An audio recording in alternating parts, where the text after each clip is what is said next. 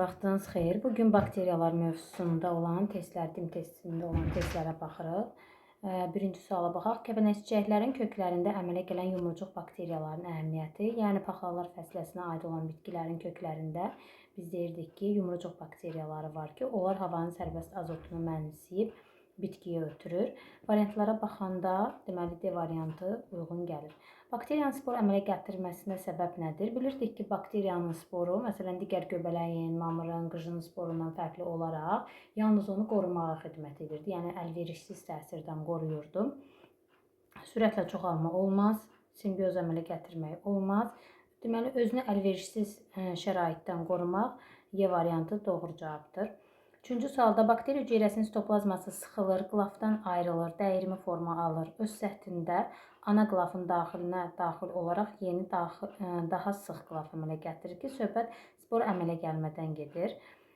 Spor əmələ gəlmə prosesi bizi bayaq da qeyd elədiyimiz kimi onu əlverişsiz təsirdən qoruyacaq. Deməli, cavabımız bakteriya spor əmələ gətirir olacaq. Hansı hallarda bəzi bakteriyalar ana qlafın daxilində olaraq yeni, daha sıx qlaf əmələ gətirir? Bu da bayaqki sualla eynidir. Spor əmələ gətirmə zamanı B variantı. Vergül şəkilli bakteriyalar vibrionlar idi. 5-ci sualımızda cavab olacaq D variantı.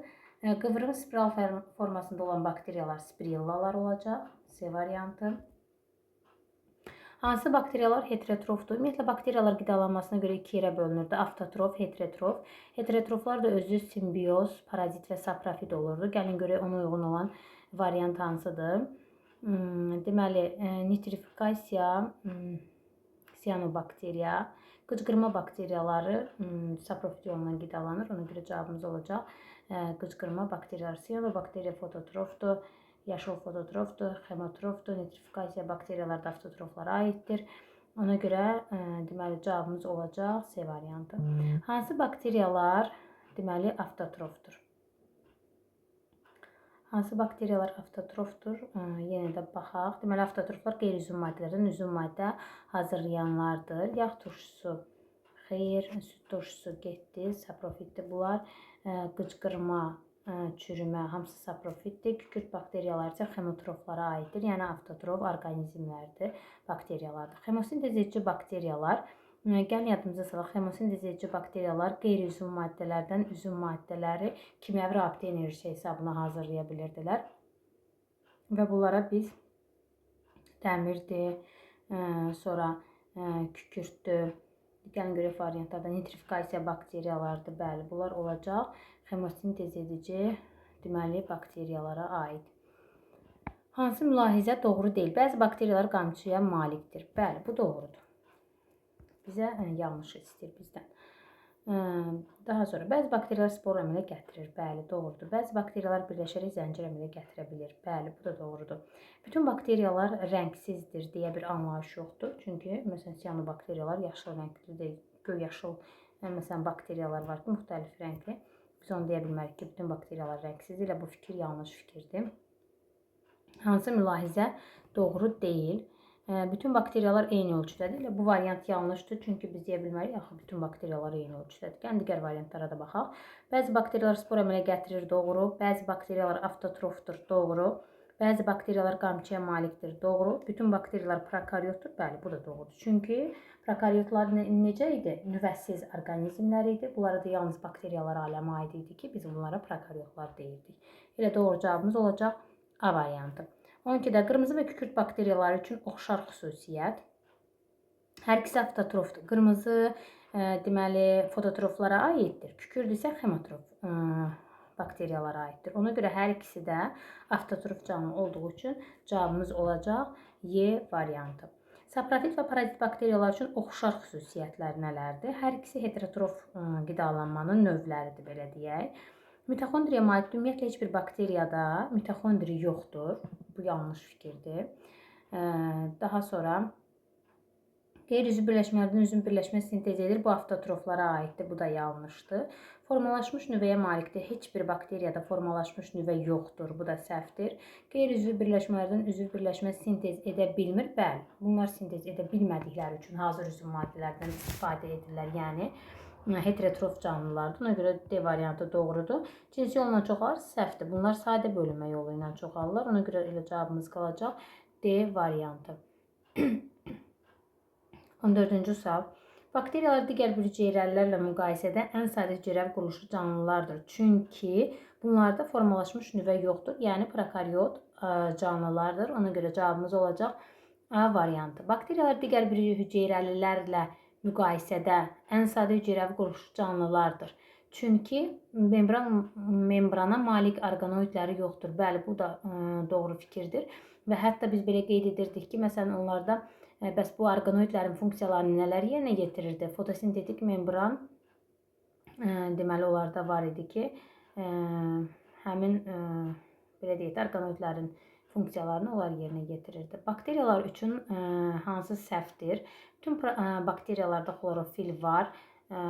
Bu yanlış fikirdir. Elə bizdən də səhvi soruşur. A variantı. Gəlin digərlərinə də baxaq. Bütün bakteriyalar DNT və RNT-yə malikdir. Doğrudur.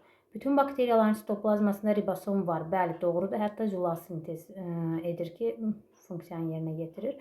Bütün bakteriyalar plazmatik membrana malikdir. Bəli, bu da doğrudur. Plazmatik membran nə idi? Daxili qılaf idi ki, bu da bütün aləmlərdə, 4 aləmin 4-ündə də plazmatik membrana adlanırdı və hamısında var idi. Bütün bakteriyaların mitokondriləri yoxdur. Bəli, bu da doğru fikirdir. Ümumiyyətlə, membran quruluşuna malik olan orqanoidlərin heç biri bakteriyalarda təsadüf olunmur. 17-ci sualla davam edək. Bitkilərlə simbioz əmələ gətirir. Biz demişdik, paxlalı bitkilərdən yumrucuq bakteriyaları var idi ki, havanın sərbəst azotunu udaraq bitkini azotla təmin edirdi. Ona görə cavabımız elə olacaq. Yumrucuq bakteriyaları B variantı. Bitkilərlə simbioz əmələ gətirir. Parazit bakteriyalar xeyr, bunlar parazitdir. Zaten azot toplayan bakteriyalar bayaqki sualdan eyni sualdır. Sadəcə birində yumrucuq yazıblar, digərində isə azot toplayan bakteriyalar. Eyni anlayışdır, yəni. Hansı bakteriyanın növüdür? Ümumiyyətlə, yadınızdadsa, növ 2 adla adlandırılırdı və ilk dəfə Karl Linne növü binar nomenklatura, yəni 2 adla adlandırmışdır. Və biz də burada növü soruşduğu üçün 2 adla olan deməli varianta baxsaq, vərəm çöpünü bakteriya növü kimi götürəcəyik. Bakteriyaların böyük əksəriyyəti saprofitdir. Avtotrof deyə bilmərik, fotosintetik, parazit, xemosintetik deyə bilmərik. Amma bakteriyaların əksəriyyəti, böyük əksəriyyəti saprofitdir. Bunu kitabda da qeyd ediblər. Diqqətlə oxusaz görərsiniz. Uyğunluğu tapaq. Heterotrof, saprofit və buna misal olaraq torpaq bakteriyalarını göstərə bilərik. Avtotroflara xemosintez edicilər aiddir. İndi biz burada xemosintez edici hansı bakteriyadır ona baxırıq. Elə variantında dəmir bakteriyalarını görürük. Bəli, bu dəmir bakteriyaları avtotroflara aiddir, xemosintez edici növünə. Qırmızı bakteriya avtotrofdur, lakin fotosintez edicidir. Yaşıl bakteriya avtotrofdur. Yəni, bu da fotosintez edicidir. Sonra çürümə bakteriya saprofitdir, siyanobakteriya avtotrofdur, amma fotosintez edici növünə aiddir. Ona görə cavabımız olacaq burada 21-də A variantı. Uyğunluğu müəyyən edin. Yenə heterotrof, parazit, parazitə xəstəlik törədən bakteriyaları misal çəkib. Avtotrofu da fotosintez edici növü. İndi gəlin görək fotosintez edici bakteriya burada hansıdır? Baxsaq görərik ki, fotosintez edici bakteriyalardan biz burada qırmızı bakteriyaları görürük. Kükürt xemosintez edici, dəmir xemosintez edici, çürümə saprofit bakteriyadır, torpaq bakteriyaları da saprofitdir. Xemosintez edici canlıların hüceyrələrində olmur, yəni bakteriyalarda olmur da. Gəlin baxaq görək hansı olmur. Xromosomu var, ribosomu var, xlorofil olmur. Ümumiyyətlə bakteriyalarda xlorofildir, plastidlərdir, xloroplastlardır. Bunların heç biri yoxdur. Amma nukleotiddir, amin turşularıdır. Bəli, bunlara rast gəlinir deyirik. 24-cü suala baxırıq. Ot çöpü bakteriyası şəkildə göstərilən hansına aid ola bilər? Çöp şəkilli bakteriyaları biz burada seçirik. Gəlin baxaq çöp şəkilli bakteriyalar görürük ki 3 rəqəmi ilə verilibdir. Bu da C variantına uyğun gəlir. Nə üçün yer üzərində həyat bakteriya və göbələklərsiz mümkün olmazdı? Üzvü maddənin yeganə mənbəyi olduğu üçün xeyr, bunu deyə bilmərik. Çünki bitkilər də var. Qeyri-üzvü maddələrdən üzvü maddələrin əmələ gəlməsində iştirak etdikləri üçün, yenə də deyirəm, bitkilər də bunda iştirak edir. Bizə nə üçün təsəvvür etmək mümkün olmazdı deyir. göbələklərsiz həm də bakteriya və göbələklərsiz. Atmosferi oksigenlə zənginləşdirdikləri üçün heç ümumiyyətlə göbələklər oksigenlə zənginləşdirmir. Atmosferdə karbon qazının miqdarını azaltdıqları üçün göbələklər azaltmır. Üzvü qalıqları mineral maddələrə qədər parçaladıqları üçün bəli, bunlar göbələklərdə də, bakteriyalarda da deməli üzvü qalıqları parçalayan saprofit canlılar olduğu üçün bəli, bunları biz göbələklərsiz və bakteriyalarsız yer üzərini belə deyək də düşünə bilmərik. Gəlin məsələyə baxaq. İçərisində 15 bakteriya olan qapalı qabda 1 saat ərzində maksimum neçə bakteriya bölünməyə məruz qalar? Deməli, burada nə edirik? Biz düstur keçmişdik sizinlə. Deməli, o düsturdan istifadə edərək biz məsələləri həll edə bilərik. Gəlin bir dənə ağ kağız açım mən burada bir yerdə. Elə eləyək ki, sualımızı da görə bilək.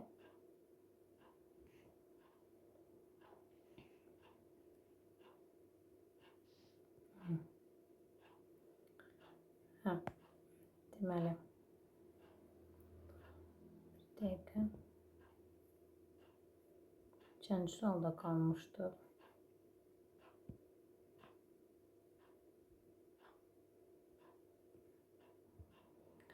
Ee, 26-cı suala baxaq. Deməli,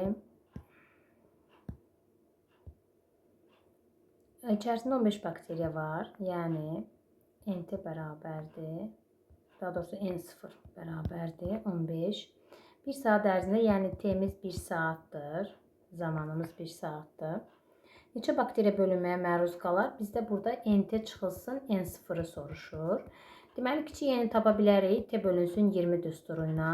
60'ı 20'yə bölsək, taparıq 3. N'imiz 3'dürsə, NT bərabərdir. N0 vurulsun 2 üstü N düsturundan gedirik. N0'mız 15'dir. N'imiz də 3'dür. 2 üstü 3, 8 eləyir. 15 vurulsun 8. O da neçə eləyəcək? 120. NT-ni tapdıq 120. Burada da gətirib yerinə qoyuruq. 120 çıxılsın 15. O da neçə eləyəcək? 105. Deməli, cavabımız olacaq D variantı. 26-da. 27-yə gəlin baxaq. Deməli, 27-ci məsələ. 2 bakteriyanın, yəni N0'ın, başlanğıc bakteriyanın 2'dir. Bölünərək sayının 1024'ə çatması üçün, yəni nə qədər bakteriya əmələ gəlibdir? 1024 dənə bakteriya əmələ gəlibdir. Nə qədər zaman tələb olunur? Yəni T'ni bizdən soruşur və 20 dəqiqədən bir bölünərsə bunu da bizə verir. Yine düsturdan istifadə edirik. NT bərabərdir N0 vurulsun 2 üstü N. NT 1024'dür. N0 2'dir. Vurulsun 2 üstü N. Deməli, bu eləyəcək 512, 2'yə bölünəndə bərabərdir 2 üstü N. 512-ni səhv eləmirəmsə 2 üstü 9 kimi yaza bilərik. Əsaslar bərabərdirsə, mən N bərabər 9 yaza bilərəm. Artıq bu hissə riyaziyyat yəqin ki, düz getdim, səhv eləmədim. N-i 9-dursa, N də bərabər T bölünsün 20 düsturundan N-in yerinə 9 yazsaq, T bölünsün 20. Buradan da T bərabərdir 180. Deməli, dəqiqə eləyir. İndi burada saat istəyir, səhv eləmirəmsə. Bizim də 1 saatımız 60 dəqiqədir. 180-i 60-a böləndə, deməli, cavab neçə olacaq? 3 saat. Deməli, 27-də cavabımız eləyəcək Y variantı. 28-ə gəlin baxaq. Əlverişli şəraitdə 4 saatdan 1. Gəlin bu hissəni biraz böyüdüm. 4 saatdan sonra bir bakteriyadan, N0'ın 1'dir, bir bakteriyadan. Nə qədər zaman veribdir? 4 saat verib mənə. Maksimum neçə bakteriya əmələ gələr? NT-ni soruşur. Əmələ gələn bakteriya deyəndə həmişə NT-ni tapırıq. NT bərabərdir. N0 vurulsun 2 üstü N. Mən kiçik N-i T bölünsün 20 düsturundan tapa bilərəmmi? T-im 4 saatdır. Yəni 4 vurulsun 60 dəqiqə bölünsün 20. Bu ixtisar gedir. Kiçik N-i tapıram 12. Burada nə gətirib yerinə qoysam, N0'ın 1'dir. Bu da 2 üstü 12 eləyir. 2 üstü 12'də 2 üstü 10 1024'dür. Bunu da 4'ə vururuq. Yəqin ki 4096 eləyər. 4096, o da Y variantı. Sonra gəlirik şifahi suallara. Gəlin baxaq burada bizdən nə istəyir. Bakteriyaların formasına görə qruplarını müəyyən edin. Kürə şəkilli koklar idi, çöp şəkilli vibrionlar idi, vergül şəkilli, çöp şəkilli daha doğrusu basillər. Birinci kürə şəkillidir. Bu olacaq kok. İkinci çubuq şəkilli olacaq basil. Üçüncü vergül şəkilli olacaq vibrion. Dördüncü də spiral şəkilli olacaq spirillalar. Bu da eləyəcək C variantı. 30-cu yenə məsələdir. Gəlin yuxarı hissədə yenə mən sizin üçün yazım. 30-da. Əlverişli şərait yaradılmış olsaydı bir bakteriya hüceyrəsindən bir sutka ərzində. N0 bir bakteriya hüceyrəsidir. Bir sutkamız, yəni zamanımız bir sutka 24 saatdır. Düzdürmü? Maksimum neçə fərt yarana bilər? Yəni NT bərabərdir. Sual. İndi gəlin baxaq. NT bərabərdir. N0 vurulsun 2 üstü N. Kiçik N'imiz, bir saatımız bizim 60 dəqiqə. 24 vurulsun 60 bölünsün 20. Bunlar ixtisar gedəcək. 2 yazaq 1 yadda 72. Deməli, N0 1 idi. 2 üstü N'imi neçə tapdım? 72. Bu eləcə 2 üstü 72.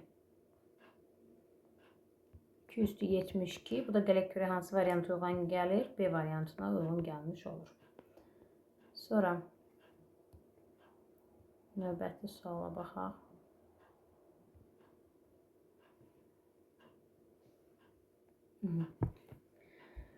Növbəti sualda əlverişli şəraitdə bir bakteriya hüceyrəsindən N0 1-dir.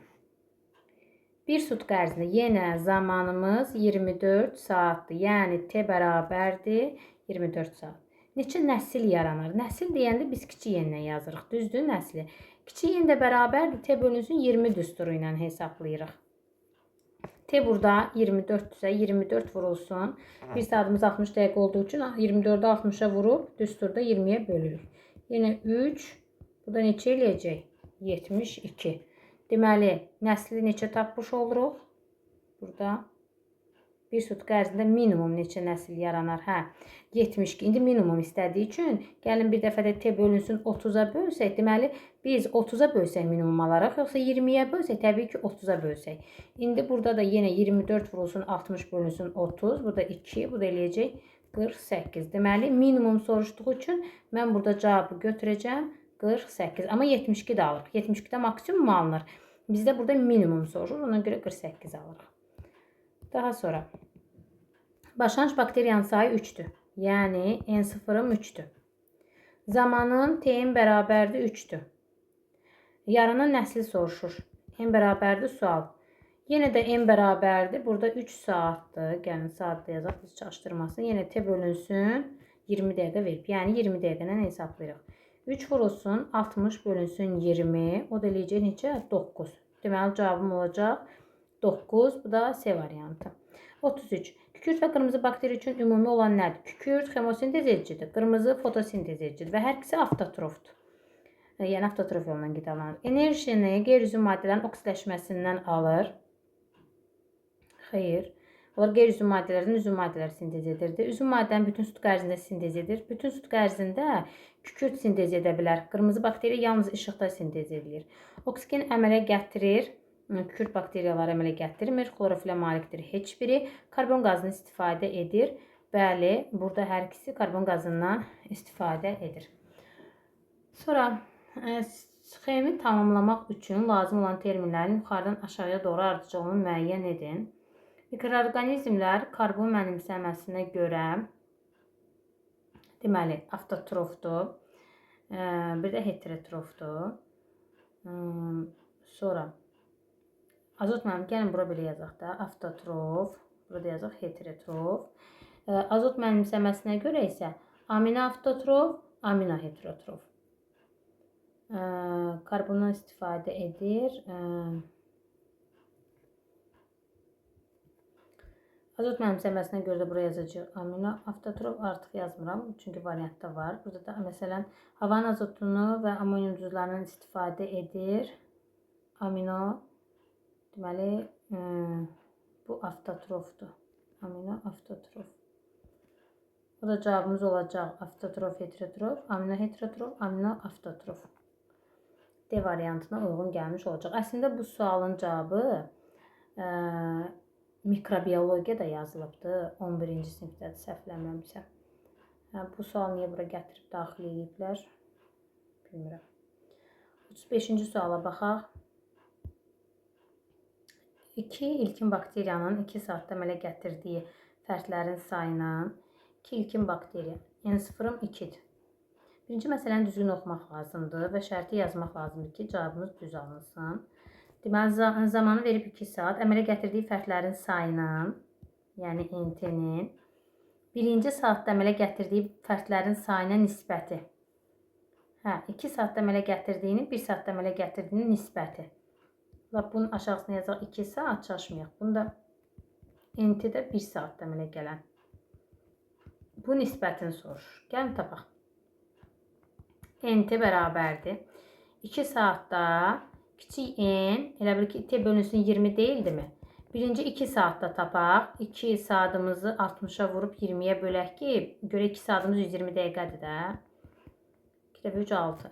Kiçik n-i bir dəfə də 1 saatdan hesablayacağıq. Çünki 2 saatda əmələ gələnin 1 saatda əmələ gələnə nisbətini soruşur.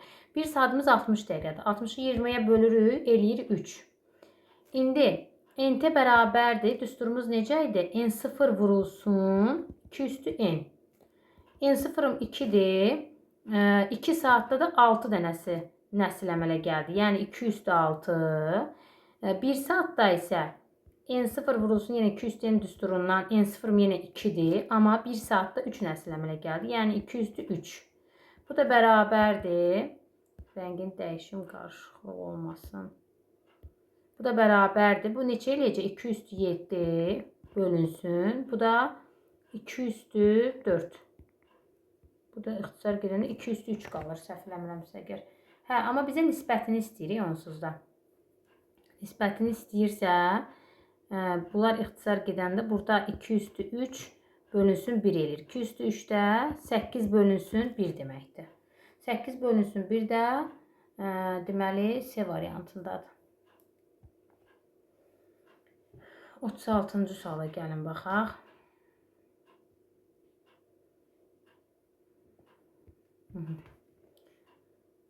Deməli, içərisində 10 dənə bakteriya var. Yəni, N0-ın bərabərdir 10.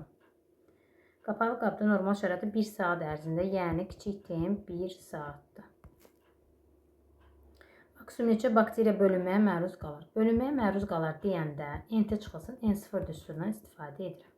Birinci NT-ni tapaq.